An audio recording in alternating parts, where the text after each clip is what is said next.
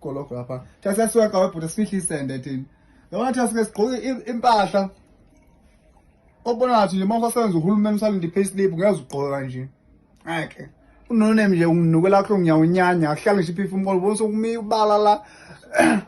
Basopa small street. Tatha inhliziyo mangikho lapho bafowethu. Uyabona indlela ogqoka ngayo indlela okhuluma ngayo ikhombisa umsizwe.